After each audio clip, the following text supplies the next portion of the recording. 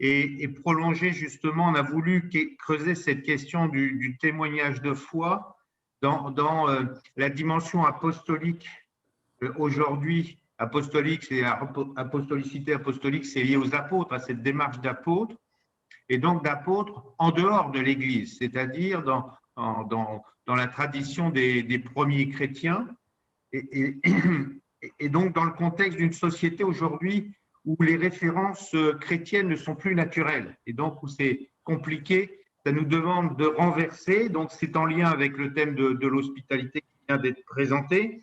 Hier, dans le Carrefour Fondation, on se disait qu'il fallait s'immerger dans les réalités de vie des milieux indépendants pour y découvrir un peu la puissance de vie qui s'y exprime, et donc d'être dans une démarche d'hospitalité, c'est-à-dire pas simplement de rechercher des clients pour le mouvement, mais d'aller découvrir ce qu'ils vivent, de se faire nous-mêmes étrangers.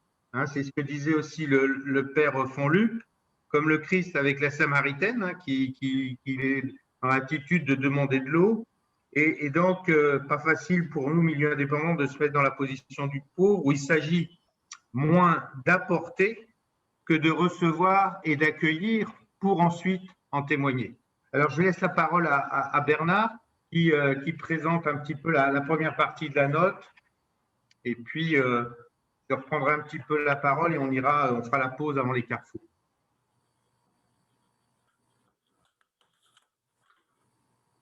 Merci. Bernard, je vais c'est à toi, ouais.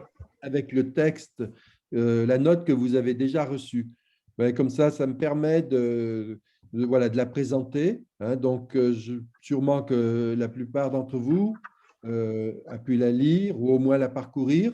Mais là, bon, c'est pour nous mettre dans la démarche de cette réflexion qu'on aura en carrefour tout à l'heure. Donc, je pense que je vais partager. J'espère que tout va fonctionner.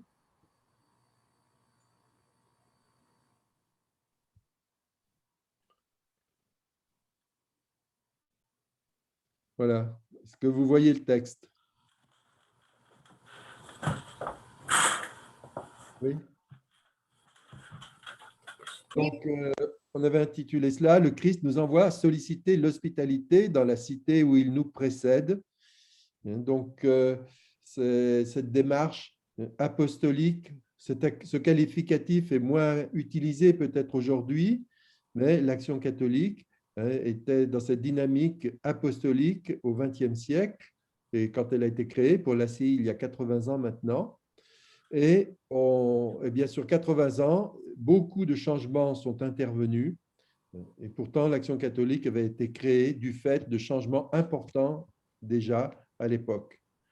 Donc, dans une première grande partie, je vais balayer 5 points. Donc, un nouveau contexte culturel qui asphyxie l'ancienne apostolicité de l'Église et de l'ACI. Un deuxième point, la bénédiction d'une Église diasporique. Je m'expliquerai, vous avez peut-être déjà vu ça. Solliciter, en troisième point, l'hospitalité et témoigner.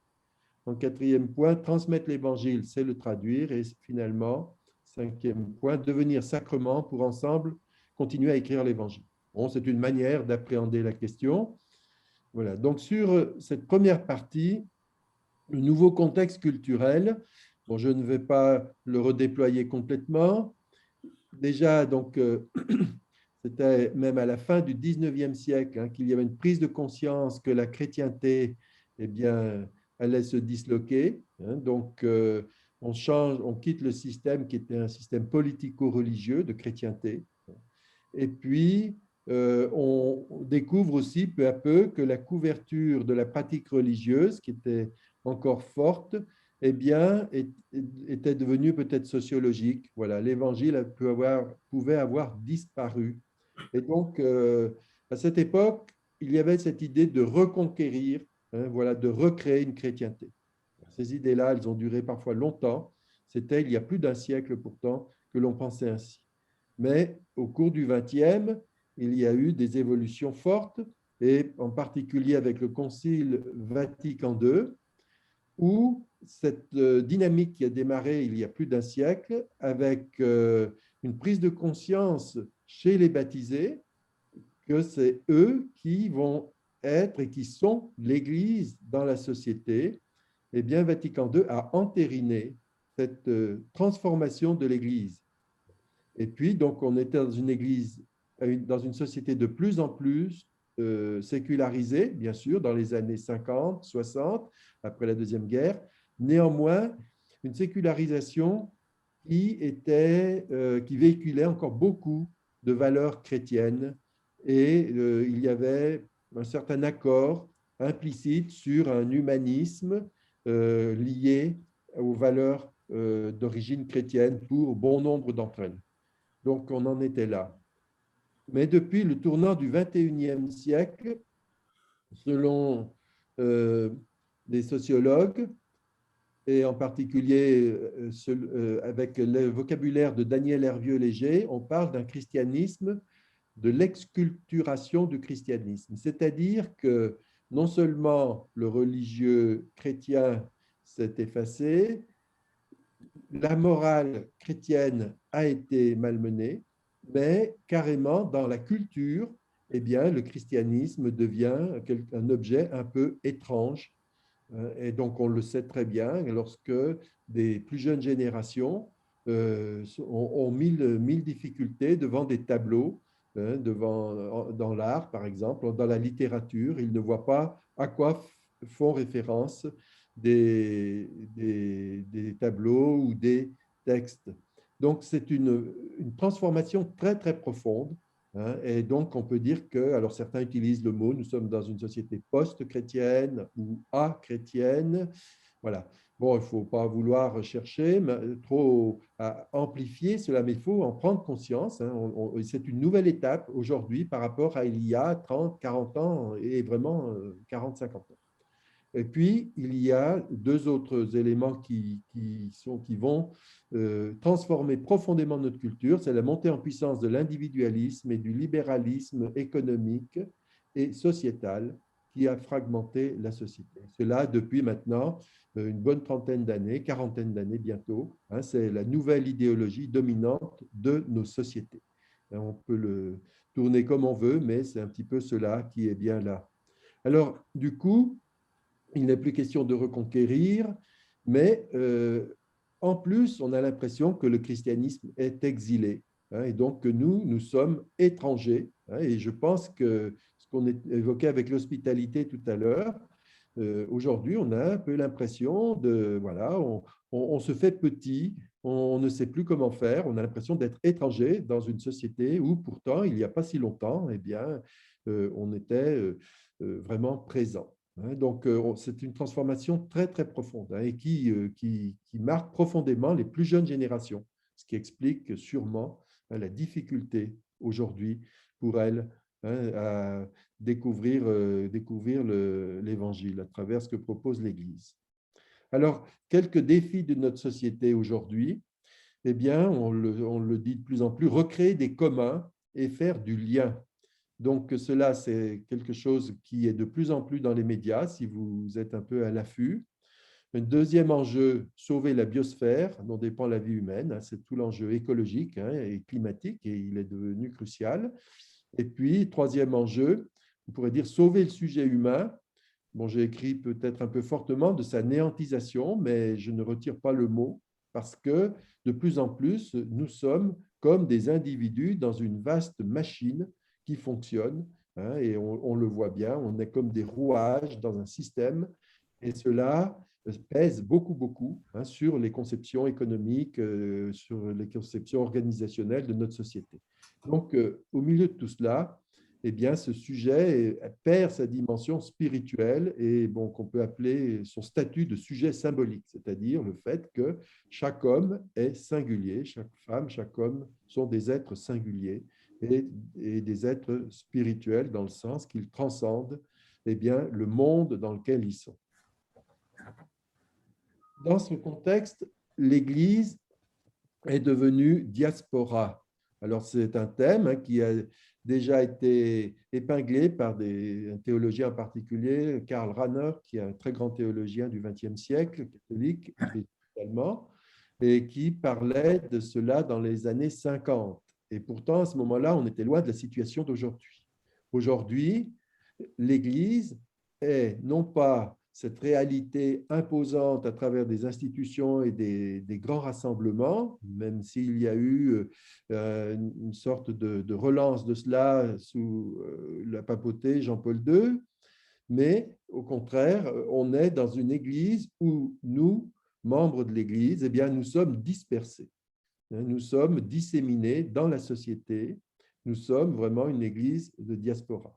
Alors, je pense que l'étape à franchir, c'est de se dire, ben voilà, l'Église, ce n'est pas le rassemblement, simplement, dominical ou autre, mais c'est vraiment, je pense, dans notre esprit, arriver à se dire, ben voilà, nous sommes l'Église en étant des petites unités dispersées. Bon, ça peut être des petits groupes de temps en temps, mais comme aussi des individus dans les milieux étudiants, dans le milieu du travail, nous sommes des unités, un ou deux ou trois, hein, dans des groupes où il y a peu d'intérêt pour la question religieuse et la question de foi, et puis parfois même pour la question de l'homme, hein, puisqu'on est dans cette société où, voilà, où vraiment on est des individus dans un système hein, où on doit être rentable, consommateur, etc. Hein, donc un petit peu malmené. Alors, on peut s'en lamenter. Bon, ben, c'est sûrement pas facile, hein, il faut le reconnaître. Hein, il faut pas, c'est pas simple, faut pas simplement dire que tout c'est formidable. C'est sûrement pas facile. Et en même temps, bon, le piège, ben, on le voit bien, c'est le communautarisme, hein, c'est de se regrouper en petites chapelles et puis voilà. Mais ça peut être aussi un appel à entendre, c'est-à-dire nous sommes disséminés, dispersés. Tous ces mots-là, diaspora, sport, vous savez, c'est la semence, hein, c'est en grec. Dissémination, c'est sémina, c'est le latin. Ça veut dire c'est la semence. Voilà, dispersion, ça vient de sport aussi. Spora, on est dispersé. Donc, on est comme des semences dans la société. Hein, je pense qu'en essayant de s'imprégner de cela, voilà, nous sommes des semences dans une société. Et ça, on rejoint un texte fameux qui remonte au IIe siècle du christianisme, l'épître à Diognète. C'est un texte dont on ne sait pas qui l'a écrit, mais qui explique que les chrétiens, ben, en fait, on ne les distingue pas, sauf à travers eh bien, des attitudes, voilà. Mais ils sont des citoyens comme les autres. Par contre, le texte ose dire, mais finalement, ils sont l'âme de l'Empire. Hein, donc, voilà, on est là, disséminés. Et en fait, la semence, ben, qu'est-ce qu'elle fait? Ben, elle grandit, et là où elle grandit, ben, elle va pouvoir apporter. Alors, on peut prendre l'image aussi du levain dans la pâte. Hein. Alors, c'est des petits levains un peu partout. Alors, la pâte ne va pas être transformée dans sa totalité du jour au lendemain, c'est évident. Mais par contre, eh c'est peut-être cette idée quand même qu'il faut vraiment garder, dans le sens où nous sommes appelés à véritablement aider le monde à devenir ce signe et être transformé hein, pour vivre pleinement du royaume que le Seigneur nous offre. Et pour cela, eh bien, je reprends le vocabulaire de Jean-Christophe Houot, hein, que nous avions entendu l'année dernière, et puis que d'autres ont entendu plusieurs fois, et qui est celui de Christophe Théobald en France. Donc, solliciter l'hospitalité. Ce thème de l'hospitalité, donc ça va vraiment résonner avec le thème de la méditation de cette année.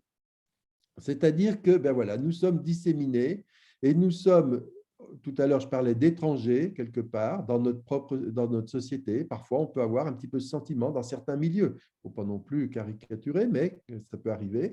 Et du coup, eh bien, en allant vers, non seulement, bien sûr que nous devons être hospitaliers, accueillir, mais nous laisser accueillir. Voilà. Essayer de renverser aussi les choses hein, et on pourrait dire solliciter l'hospitalité. Hein. Bon, comme le Christ voilà, a circulé dans son pays et puis a été accueilli par ses contemporains, eh bien, un petit peu, il y a un peu de cela pour l'Église aujourd'hui, voilà, de se laisser accueillir et de savoir entrer en dialogue, comme Jésus avec la Samaritaine, que Marc évoquait tout à l'heure, et puis à savoir, eh bien, aussi, ne pas être, comment dire, dissous, hein, bien sûr, dans cette société. Jésus n'est pas dissous dans son univers. Hein, et donc là, c'est aussi toute la dimension comment dire, d'oser. Hein, on parlait d'oser la confiance cette année dans l'enquête. Bon, voilà, eh bien, de savoir être nous-mêmes simplement, hein, bon, des chrétiens et puis alors avec le mouvement, bon, ben, des membres de la CI qui ont aussi quelque chose à apporter parce qu'on se laisse, on s'apporte mutuellement et l'hospitalité, hein, eh bien, on sait qu'elle est réciproque, hein, en français, puis comme dans plusieurs langues, hein, l'hôte, c'est celui qui accueille et c'est celui qui est accueilli. Hein, donc, on peut vraiment jouer là-dessus. Et c'est, je crois, cela qui est extrêmement intéressant. Alors, on voit bien que dans cette rencontre avec ces hommes, vous vous rappelez, pour ceux qui avaient entendu Jean-Christophe Houot, il disait, eh bien, nous sommes là pour permettre de faire advenir chez ceux que nous rencontrons, eh bien, ce qui est au fond d'eux, hein, c'est leur capacité à vivre qui vient d'au-delà d'eux-mêmes. Et donc, en fait, pour traduire autrement, c'est essayer de redonner, de retrouver tous ensemble dans notre société cette dimension de sujet symbolique, sujet spirituel. Nous sommes au-delà de nos fonctionnements, au-delà du consumérisme, au-delà de l'économisme, voilà, dans lequel nous sommes baignés, hein, très, très quotidiennement. Et donc, parce que nous sommes des êtres de parole, hein, et donc nous ne sommes pas déterminés, nous ne sommes pas aliénés par le monde dans lequel nous vivons. Alors, c'est cela sûrement l'enjeu aussi, hein, de ces rencontres. Et du coup, c'est de faire découvrir que ce qui nous permet de vivre cela, eh bien, c'est cet évangile. Et on sait bien que dans la société aujourd'hui, je le disais, qui est post-chrétienne, achrétienne, eh bien, pour des plus jeunes générations, eh bien, parfois, les mots ne sont pas là. On ne connaît que très peu de choses du point de vue religieux, dans ce domaine-là. Et c'est vrai qu'il y a aussi un tiraillement, un éclatement du religieux dans notre société. Alors, je disais que la société est extrêmement sécularisée, hein, donc il n'y a plus de références religieuses communes. Et puis, même pour des grands groupes, les groupes ne sont pas si importants que cela. Hein, donc, mais néanmoins, pour certains philosophes ou sociologues, bon, on peut penser à Durkheim au début du XXe siècle en France, Émile Durkheim, bon, pour lui, les sociétés humaines n'existent que parce qu'elles ont un socle religieux. Mais ce religieux n'est pas forcément du religieux dans le sens spirituel, et encore moins dans le sens évangélique. L'Empire romain, par exemple, était religieux, extrêmement religieux. Mais il n'était pas forcément spirituel, et puis il n'était pas forcément évangélique. Vous voyez, donc, ce religieux peut prendre beaucoup de figures. Au XXe siècle, des figures politiques aussi en particulier. Donc, aujourd'hui, nous sommes quand même aussi marqués par cela. C'est-à-dire que même si il y a une exculturation du christianisme, ou comme Marcel Gauchet l'a bien dit, bon voilà, du fait du christianisme même, hein, donc une séparation, hein, du politique et du religieux, donc le religieux ne détermine plus la vie de la cité, il y a du religieux, eh bien, qui circule. Alors, il y a du religieux qui circule, donc on appelle du religieux sauvage parfois, mais il y a aussi du religieux chrétien, donc quand même, il en reste. Alors, il est minoritaire, hein, aujourd'hui. Bon, il y a des églises en France, donc, et dans l'Église catholique, il y a des courants aussi. Hein, donc, il faut se dire qu'il y a ce religieux-là, et parfois, il y a des visions très différentes, pour ne pas dire divergentes, entre des gens qui se réclament du Christ.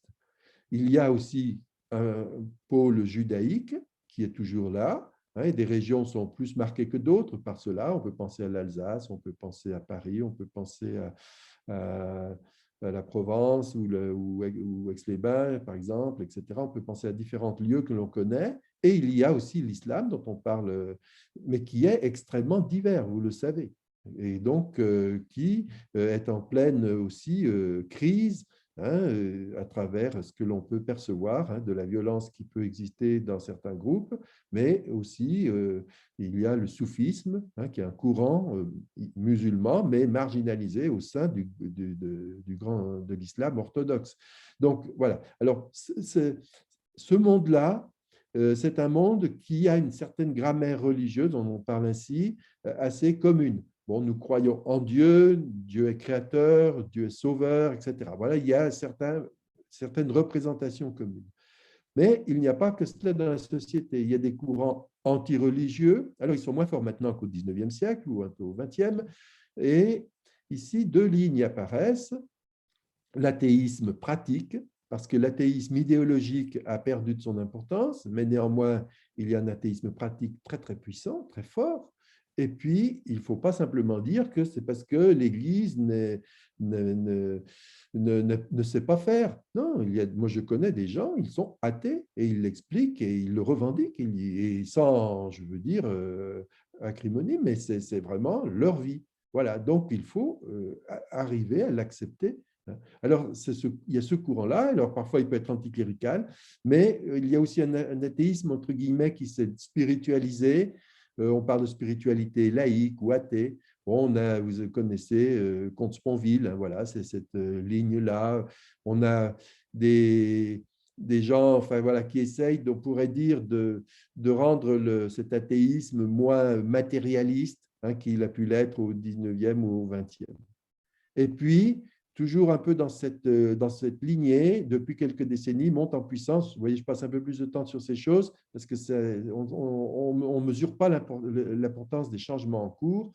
Un religieux qui ne dit pas son nom, qui relève, qu'on appelle déjà le psychospirituel, depuis une vingtaine d'années déjà, pour ceux qui analysent ces courants. Donc, où on mêle des traditions, on met revues et corrigées, hindouistes, bouddhistes, qu'on croise avec parfois un certain spinozisme en Occident, en France ou en Europe ou en Amérique du Nord. Et on propose des chemins de développement personnel. Tout ça, c'est toute une nouvelle religiosité. On pourrait dire de la religion pour société sécularisée, pour société qui ne croit plus en Dieu. Et donc, cela a beaucoup de succès.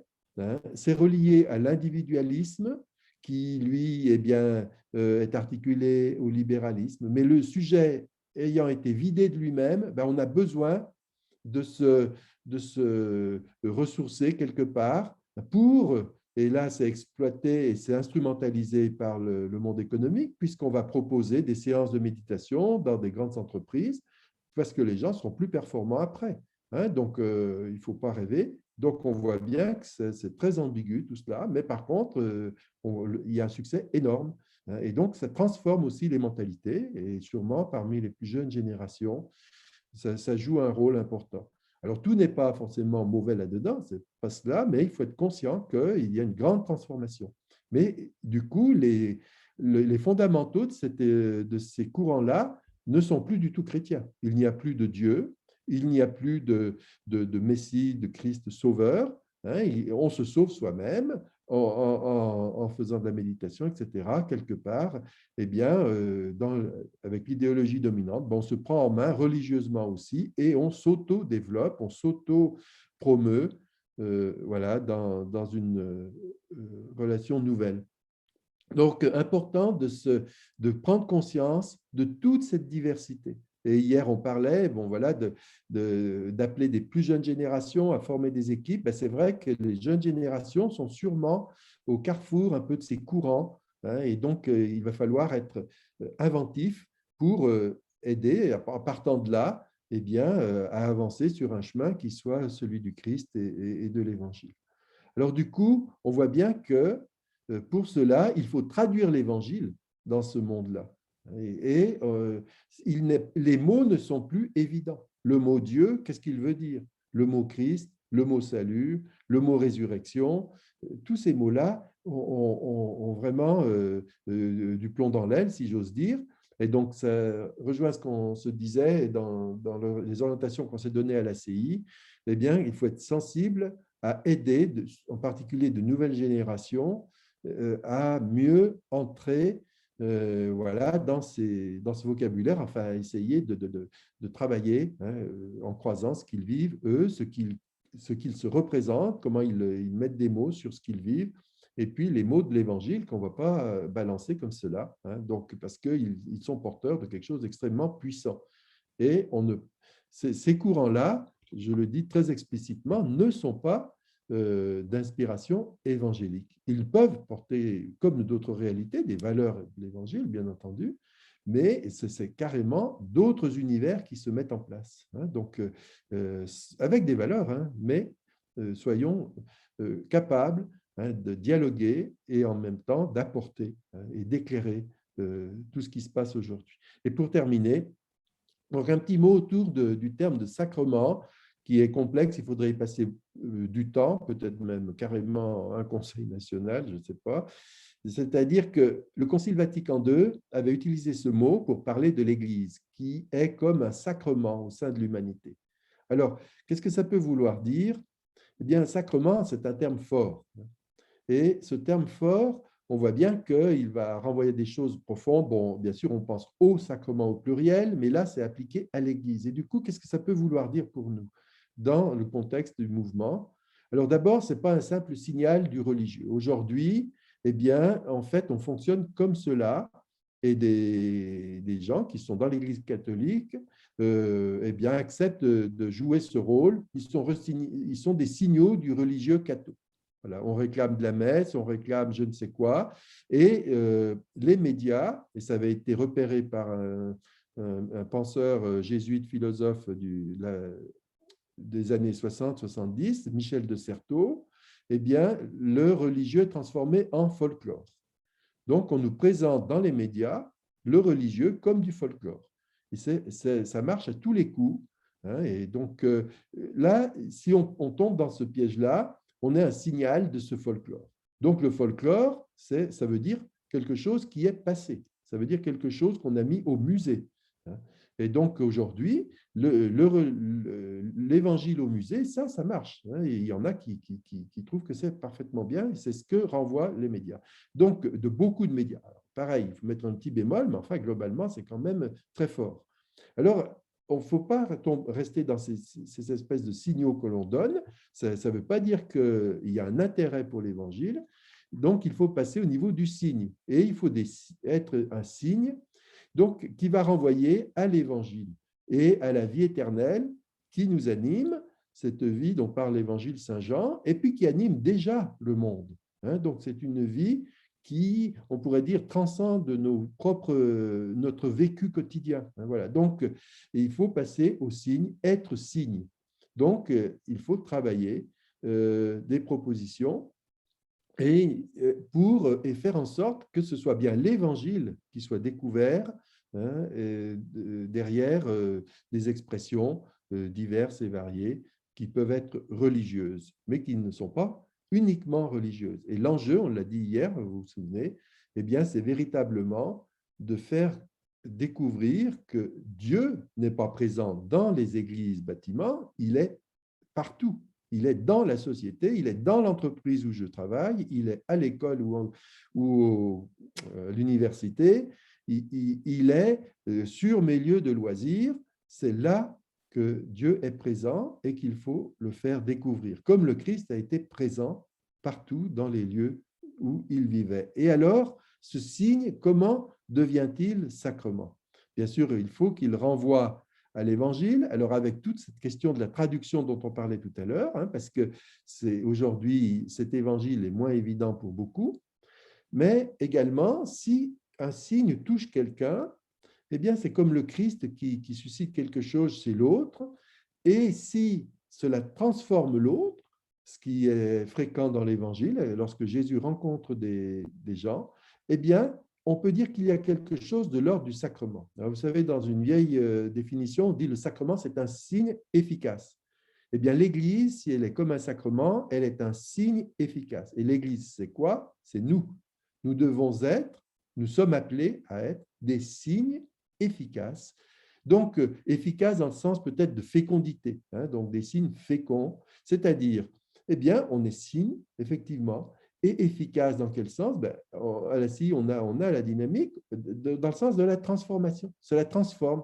Ça transforme l'autre. Peut-être que ça la transforme moi aussi, hein, parce que le Christ, ce n'est pas moi qui le possède, ce n'est pas l'autre qui le possède, il est le tiers dans notre relation et du coup, il nous transforme tous les deux et il transforme notre relation. Et c'est cela l'Église en Genèse. Alors, ce n'est pas immédiatement du religieux. Le religieux, c'est l'expression de cela. Mais fondamentalement, c'est l'Évangile enraciné vécu.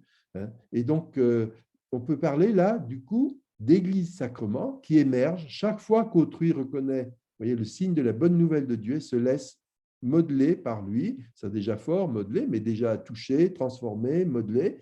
Et elle constitue une inscription de l'Évangile dans la chair de la société.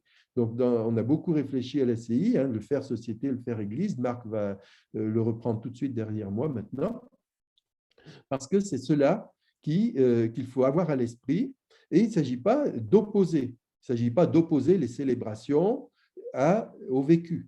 Et en particulier, je vais ajouter un mot que je n'ai pas ajouté et que j'aurais pu ajouter, autour du mot culte. Le mot culte a été récupéré. Alors, dans le droit français, le culte désigne les différents cultes religieux. Donc, c'est un terme un peu juridique, parce que le mot religion n'existe pas dans le droit français. Mais liberté de culte, par exemple, c'est complètement faussé, hein, dans la mesure où quel est le culte que l'on rend à Dieu? Le culte que l'on rend à Dieu, on en a parlé pendant tout le carême avec les prophètes, eh bien, c'est de vivre selon la justice, c'est d'aimer son prochain, c'est l'hospitalité vécue, c'est cela le culte rendu à Dieu. Et il est, on pourrait dire, le culte dans le sens rituel, bon, l'Eucharistie ou des temps de prière, etc., qui sont, on pourrait dire, une forme de culte aussi à Dieu. Eh bien, c'est du rite. Ce sont des paroles sur ces réalités-là. Donc, c'est pour cela que les prophètes disent, ce n'est pas la peine de me faire des grandes prières ou de faire des grands sacrifices, il faut vivre le culte. Et là, donc la liberté de culte, nous l'avons en pleinement. Donc, la question de l'organisation des rites, c'est une chose, mais le culte ne se réduit pas au rite. Sinon, on tombe, et je le dis très clairement, dans le paganisme. Le paganisme, c'est effectivement des rites qui sont nécessaires pour, on pourrait dire, apaiser, etc., se tourner vers la divinité. Et donc, le paganisme va énormément jouer là-dessus. Mais la sortie du paganisme, c'est justement que le culte rendu à Dieu, il remplit la vie. C'est le culte en esprit et vérité. Voilà. Donc, je m'arrête là parce que maintenant, je vais laisser à Marc un petit peu la suite. Mais je crois que cette notion de présence au monde avec cette idée de sacrement peut aussi nous permettre de creuser notre réflexion pour aujourd'hui. Voilà, donc merci, c'est un peu long. Je donne merci Bernard. Alors, laisse à l'écran, laisse à ton écran et fais défiler là, au fur et à mesure. Juste avant la pause, vous dire quelques mots. Alors, il y a quelqu'un dans un territoire qui nous a demandé récemment si c'était, comme le texte n'était pas signé, si c'était de la production extérieure. Alors, je confirme bien, c'est de la production maison. Voilà. Et donc, bien sûr, Bernard a beaucoup contribué, mais ce que je veux dire, c'est qu'on n'a pas à rougir aussi. On a une vraie démarche en Action catholique et en ACI, et c'est ça qui structure notre identité. Donc, ce que je vais redire, c'est d'une part, dans la difficulté, hier, on a évoqué les difficultés de fonder avec des générations plus jeunes, de moins de 40 ans, et donc, c'est bien… on veut retrouver en fait l'esprit des premiers apôtres parce que, comme l'a dit Bernard, on va vers une société où on sera plus en diaspora aujourd'hui, et donc de bien partir sur nos deux pieds, à savoir l'accueil et la relecture de la vie, qui sont très spécifiques de l'ACI et en tout cas de l'Action catholique spécialisée. On n'est pas les seuls, mais j'y reviendrai. Et le témoignage de la foi et de l'expression de ce témoignage, comme Bernard vient de terminer là-dessus. Alors, il y